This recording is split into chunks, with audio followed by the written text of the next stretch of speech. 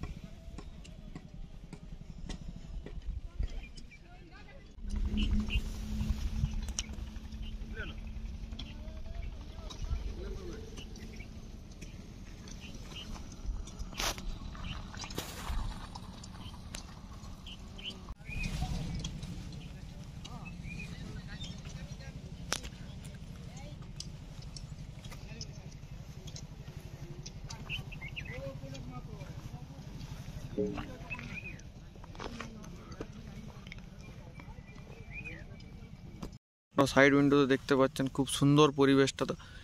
এই পাহাড়ের কোলের মধ্যে একদম ফাঁকা মাঠ। সামনেই রয়েছে আমাদের এই মেন রোড, যেটা ঝালদা বাঘমুন্ডি রোডটা।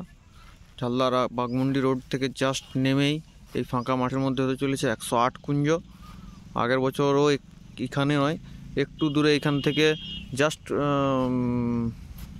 মোটামুটি 3-4 কিলোমিটার দূরে হয়েছিল 73 কুঞ্জ, যেখানে 73টি হরিনাম সংকীর্তনের মন্দির করা হয়েছিল। এখানে করা হবে 108টি।